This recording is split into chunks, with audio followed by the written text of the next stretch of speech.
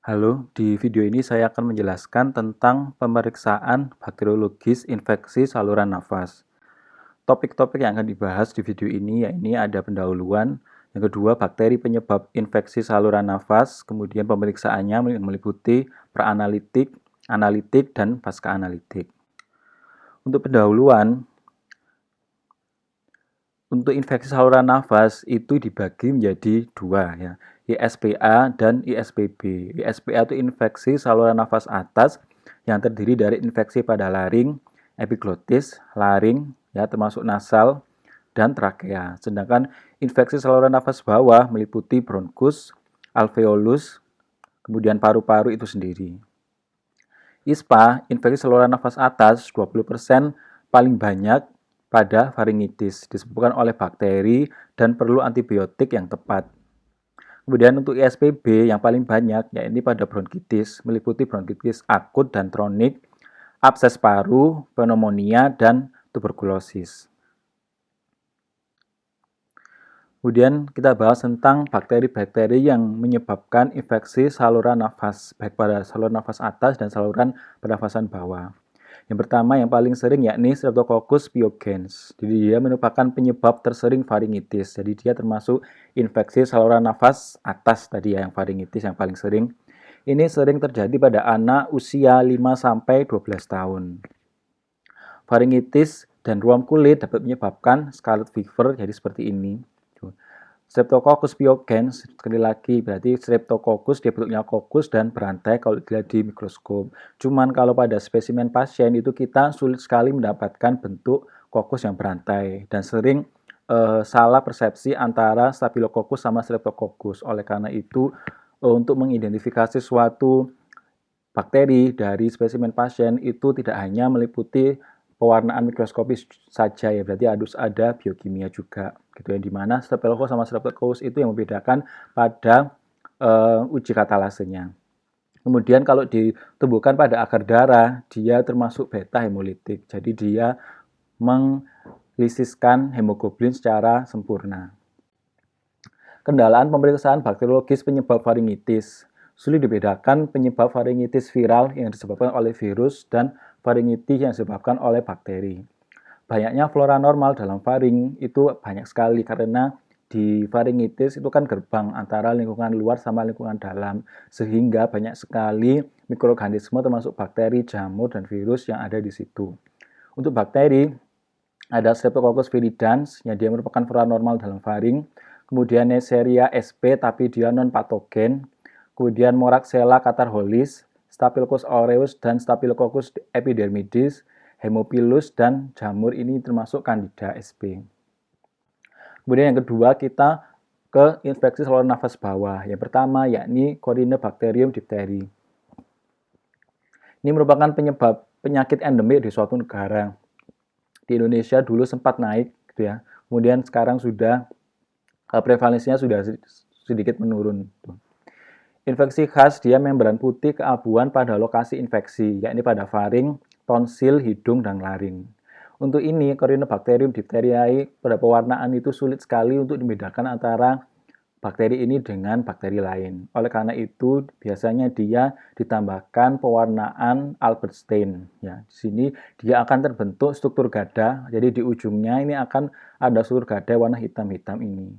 Jadi ini bakterinya akan berwarna hijau karena pada pewarnaan Albert stain dia menggunakan malakit hijau. Gitu. Jadi dikatakan kalau secara mikroskopis bentuknya seperti huruf Cina. Kemudian kalau pada pewarnaan, pada media agar darah, dia akan terbentuk gamma hemolisis. Jadi dia tidak melisiskan hemoglobin pada darah. Yang kedua, yakni faringitis gonokokal. Jumlahnya mulai meningkat setara dengan gonore, serviks, dan uretra. Gitu ya. Gunakan media selektif, yakni pada Thayer Martin. Komposisi Thayer Martin meliputi Muller Hinton agar plus 5% agar darah domba coklat plus antibiotik. Biasanya antibiotiknya disingkat FPN. VPN maksud saya, V vancomycin, kemudian polymyxin dan nystatin. Itu yang. Jadi khas dari pewarnaan mikroskopis dia akan dijumpai struktur Neisseria gonorrhoeae yang diplococcus ya. Jadi dia kokus tapi bentuknya dua-dua, dan di sekitarnya itu dijumpai sel yang PMN, polimorfonuklear. Jadi ini selnya dia ada banyak sel intinya polimorfonuklear, kemudian di sekitarnya dijumpai bakteri yang bentuknya diplococcus dua-dua, seperti biji kopi dikatakan seperti itu. Dia tumbuhnya di agar Thair Martin yang suhunya biasanya 35, beda sama suhu untuk menumbuhkan bakteri yang biasanya kan 37. Kalau pada Neisseria gonorrhoeae ini suhunya 35 derajat Celcius, kemudian dia juga butuh CO2 5-10% ya. Kemudian ini ditambahkan Thair Martin ditambahkan antibiotik seperti vancomycin, di mana dia akan menghambat pertumbuhan gram positif. Jadi ini maksudnya dia akan menghambat pertumbuhan dari bakteri gram positif. Kemudian polymyxin akan menghambat pertumbuhan dari bakteri gram negatif. Kemudian statin ini akan menghambat jamur. Jadi diharapkan pada Thair Martin ini yang tumbuh hanya Neisseria gonorrhoeae. Kemudian faringitis ulceratif necroticans. Ini merupakan keadaan langka ditandai dengan ulceratif nekrotik dengan atau tanpa pembentukan pseudomembran. Ya. Flora campuran obligat anaerob dan batang. Jadi dia merupakan infeksi yang disebabkan oleh dua mikroorganisme ya. Jadi ada yang bentuknya fusiform gram negatif, dia panjang-panjang, dan ada yang bentuknya spirochaeta. Jadi disebutkan dia kompleks fusospirochaeta disebabkan oleh dua bakteri, yaitu Fusobacterium vicenti dan spirochaeta. Jadi kalau di pewarnaan gram negatif dia akan batang tapi dia panjang-panjang, beda sama gram negatif yang lain. Kemudian pada spirochaeta pada pewarnaan dia akan bentuknya seperti cacing gitu ya, panjang-panjang karena dia memiliki endoflagella. Kemudian yang terakhir ada yang disebabkan oleh jamur Candida yang merupakan flora normal mulut namun dengan jumlah meningkat menyebabkan candidiasis oral. Jadi flora normal dalam mulut memang cuman dalam keadaan tertentu dia dapat menyebabkan candidiasis oral atau sariawan. Ya, orang awam menyebutnya sariawan. Terjadi pada lidah, tonsil, tenggorok, bercak sangat merah dan tertutup bercak putih kelabu. Ada berbagai kasus atau faktor yang menyebabkan candidiasis ini jumlahnya meningkat. Salah satunya karena penggunaan antibiotik. Ya, antibiotik pada orang yang terapi antibiotik itu akan mengganggu flora normal dari bakteri. Jadi jumlahnya menurun sehingga jamur ini akan jumlahnya meningkat. Ya, salah satunya dapat menyebabkan candidiasis oral atau sariawan. Kemudian ada bronkitis akut dan kronik, ini sudah ke bawah. Infeksi saluran nafas bawah maksud saya. Bronkitis akut ditandai dengan pilek. Ciri awalnya. Bronkitis kronik ditandai dengan penyakit yang berlangsung lama, kemudian ada dahak berwarna kelabu dan mukoid, dan dahak purulen. Bisa dikatakan kalau visualisasinya untuk bronkitis normalnya kan dia tidak ada purulen. Kalau yang bronkitis dia akan terdapat purulen. Gitu. Agennya ada berbagai macam, ada Haemophilus influenza, kemudian Streptococcus pneumonia ini yang sering, dan Moraxella catarrhalis. Kemudian pada paru-paru termasuk infeksi saluran nafas bawah, dia ada abses, berarti ada luka. Normalnya dia tidak ada luka, kalau yang abnormal abses dia ada lukanya di paru. Biasanya cirinya ada pada pasien abses paru biasanya berbau busuk dan harus segera dibiarkan ya karena ada luka, jadi baunya seperti busuk. Dia merupakan flora normal tenggorokan ya. Flora normal tenggorokan, kemudian dalam keadaan tertentu dia dapat menyebabkan penyakit kalau dia pindah dari tenggorokan ke paru-paru kan gitu. Jadi ciri-cirinya dia merupakan flora normal di mana kalau dia tidak berada di suatu tempatnya dia akan menyebabkan penyakit pada daerah itu gitu ya. Jadi istilahnya kan dia misalnya dia di daerah A gitu ya, kemudian dia pindah di daerah B, itu kan dia tidak sesuai dengan tempat asalnya. Kalau tidak sesuai tempat asalnya, bakteri ini kan punya senjata untuk dia bertahan hidup. Salah satunya ini. Jadi dia menyebabkan penyakit. Ada berbagai macam penyebab. Yang pertama ada Prevotella melaninonges gitu ya. Jadi dia pada agar darah, dia termasuk gamma. Pada pewarnaan gram dia seperti ini.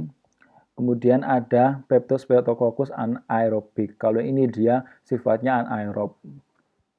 Karena paru kan sifatnya dia ini. agak dalam, jadi dia lebih ke sifatnya anaerob, tidak butuh oksigen untuk tumbuh. Kemudian ini pada pewarnaan pada mikroskopis bentuknya seperti ini, cukup unik.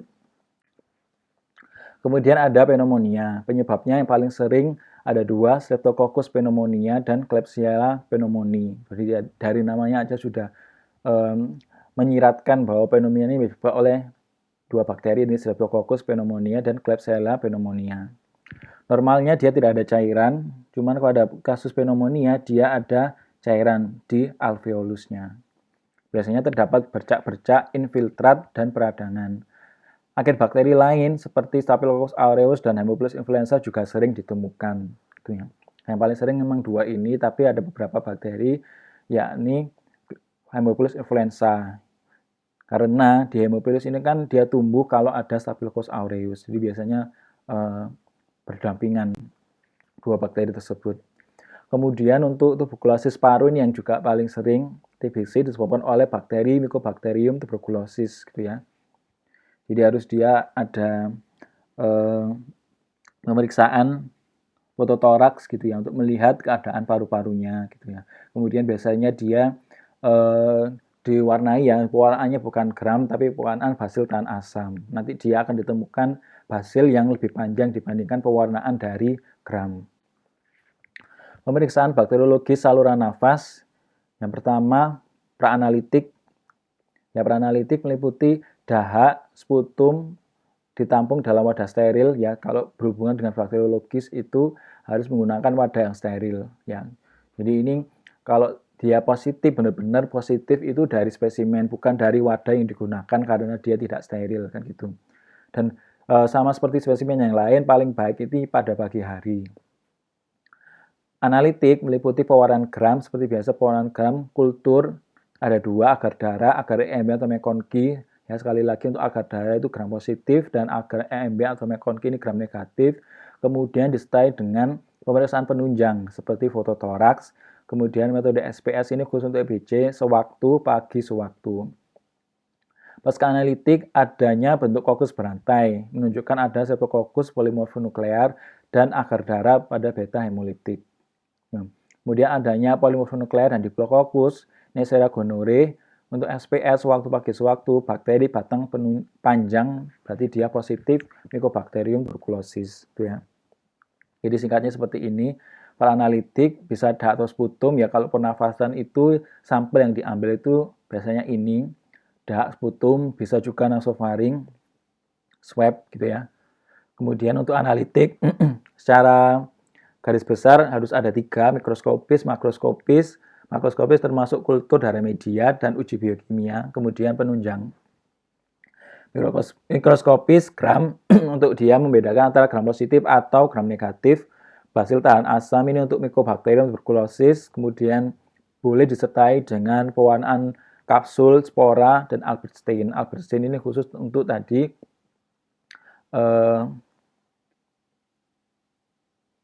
pada bakteri Corynebacterium diphtheri gitu ya. Kapsul, spora ini beberapa. Misalnya spora ini khusus untuk Bacillus. Kalau kasus beberapa bakteri ada kapsulnya boleh kita warnai ya untuk mengecek bahwa spesimen ini disebabkan oleh bakteri ini. Ya. Untuk makroskopis kultur seperti biasa, McConkey gram negatif, BAP blood agar plate pada gram positif dan uji biokimia. Penunjangnya tadi sudah saya jelaskan, termasuk juga terakhir uji sensitivitas. Untuk uji Mantoux ini biasanya pada pasien yang terduga terinfeksi TBC. Pasca analitik adanya bentuk kokus berantai, Streptococcus, dia ditandai dengan polimorfonuklear, jadi satu sel terdiri dari banyak inti, dan agar darahnya menunjukkan beta hemolitik. Adanya polimorfonuklear dan Diplococcus seperti biji kopi tadi menandakan dia mungkin terinfeksi oleh Neisseria gonorrhoeae, sedangkan pada SPS waktu pagi sewaktu bakteri batang panjang berarti positif TBC. Ya. Biasanya dipakai metode SPS waktu pagi sewaktu. Jadi biasanya sampel ditampung sebanyak 3 kali gitu ya. Sewaktu pada waktu pasien datang ke lab, kemudian besoknya pasien diberi istilahnya sangu gitu ya, berupa wadah steril untuk menampung dahak atau sputumnya di pagi hari. Kemudian sewaktu dia mengantarkan sampel ini ke lab, sampel paginya itu dia disuruh untuk menampung dahak atau sputumnya untuk kedua kalinya gitu ya. Jadi penampungannya 2 hari, 1 hari untuk sewaktu, besoknya diambil pagi sama sewaktu. Itu ya harus 3 kali. Kemudian interpretasi hasilnya kalau pada pewarnaan basil tahan asam metode Ziehl-Neelsen gitu ya, 3 positif menunjukkan dia TB, kemudian 2 positif, 1 negatif, dia berarti tetap TB gitu ya. Beberapa lab mungkin cuma 2 gitu. Pada kasus tertentu biasanya kan kalau pada rumah sakit atau klinik itu kan pelayanan gitu ya, sampelnya banyak gitu. Tapi lebih disarankan 3. Jadi kan kalau kalau cuma 2, 1 positif, 1 negatif gitu kan hasilnya masih tanda tanya gitu ya. Misalnya kalau BTA hasilnya 2 positif, 1 negatif, berarti kan dia otomatis yang diambil paling banyak yang 2 positif ini, dia TB. Kemudian gimana kalau hasilnya positif, kemudian pagi dan sewaktunya negatif, kita harus mengacu pada pemeriksaan penunjang, yaitu pada foto toraks dan pertimbangan dokter, sampai dia dimasukkan dalam kategori terinfeksi oleh TB. Gitu ya. Kemudian kalau dia positif sama negatif pada kasus tertentu, jika dia dapat ditampung pada kasus tertentu, dia tetap digunakan ini pewarnaan BTA untuk kedua kalinya, pemeriksaan untuk kedua kalinya, gitu ya. Sampai dia didapatkan positif TB, kemudian positif negatif TB, positif negatif dia TB, gitu ya. Kalau sesuai dengan pertimbangan dokter. Kalau hasilnya negatif semua pada sampel sewaktu pagi sewaktu ini, kita tambahkan dokter biasanya memberikan resep antibiotik tapi golongan non OAT, obat anti tuberkulosis tapi yang non ya. Untuk tuberkulosis itu kan antibiotiknya khas, ada rifampicin, kemudian isoniazid, etambutol dan sebagainya, itu ada 3, ada 4. Cuman dokter kalau dari hasil negatif diberikan resep antibiotik non OAT, non antituberkulosis. Jika ada perbaikan berarti bukan TB, jika tidak ada perbaikan dia diambil sampel lagi secara mikroskopis untuk kedua kalinya. Kemudian interpretasi hasilnya seperti ini sampai dia dinyatakan TB. Kalau hasilnya benar-benar negatif, tetapi pada foto toraks dan pertolongan dokter hasilnya juga negatif, berarti bukan TB.